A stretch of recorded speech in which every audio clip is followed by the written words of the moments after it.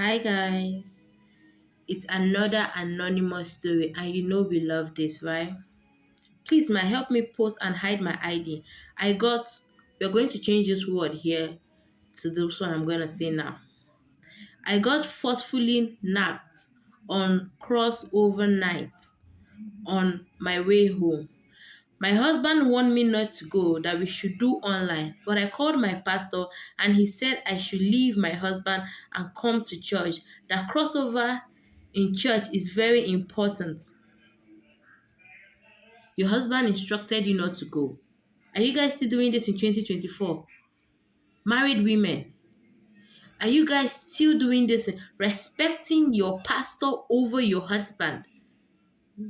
Now I don't know how to tell my husband what happened. Please advise him. Open your mouth and tell him what happened now.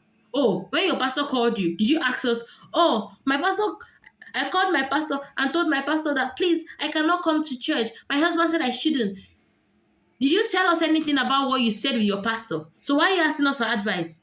The same way you did what you wanted to do, still go and tell your husband what you have done happened now.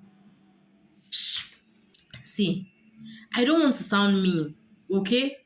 But you guys should know that your husband is above every other man. That is why in Igbo tradition, when a woman is getting married, during your imbaku, you will see your husband will go before your father. He will kneel with his two knees. And your father is going to bless your husband and hand you over to him. You are now under your husband. He said, do not do this. You respect the man. That is the least you can give to him. And now, probably this man knows that the road is dangerous. The road you guys leading to that place, to the church, is dangerous. And he did not want you to go. Now this has happened. What are you going to do? Hide it from him? That is a sin on top a sin.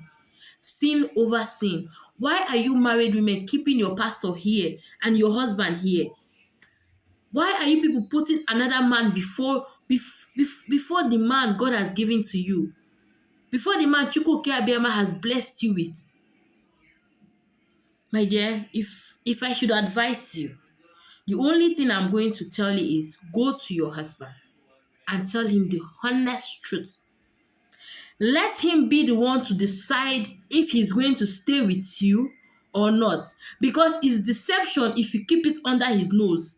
You're forcing that man to stay with you after you have been forcefully knocked outside his marriage, outside your home. It is not your fault. Nobody is saying that you being raped is your fault. But it's partially your fault. Of course, it is partially your fault. If you have stayed at home, oh my God, I'm vibrating. I am angry.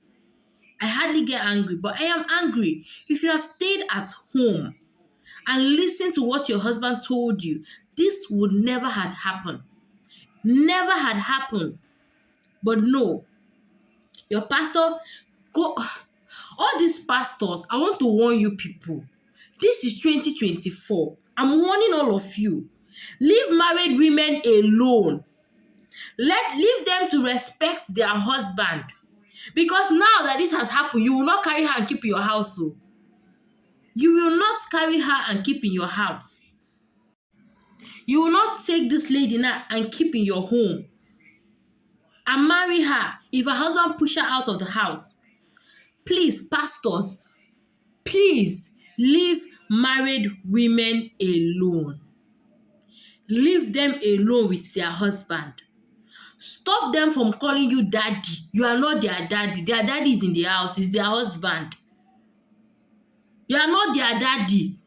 You have a name. Let them call you by your name or call you sir. Married women. I see, my dear, the only advice I can give to you, go and tell your husband what happened. Let him decide what to do next. If he drives you out of the house, I am 100% with him. I am 100% with him. And if he lets you stay, I'm 95% with him. 95 is even too much.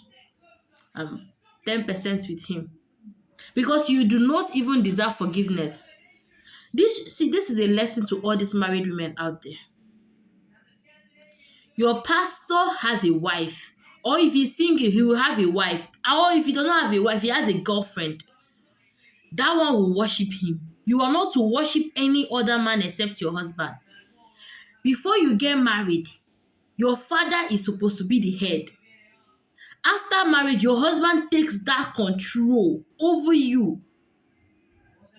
He takes that full control. If he said, do not do this, I'm not saying that you will not have a say in your marriage. You will have a say. You will have a say.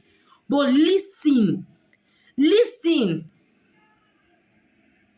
Ladies, talk when you need to. Be silent when you need to. Sometimes being quiet does not make you stupid. Listen when you need to listen. Speak when you need to speak. And sometimes that is late at night, for God's sake. Late at night. And besides, this your story does not add up. Where and how did it happen? Are you sure you did not go and give it to the pastor? There's possibility that you went to give it to the pastor. And you're here saying that they forcefully knocked you, which might not be true. Which might not be true. Because from 9 p.m. till 2, Nigeria is always busy doing crossover. So where were you? How? How did it happen? My dear, after this one, learn your lesson. When you get married again, because I know, if it's an African man and your marriage is not an open marriage and this thing happened, my dear, it is over.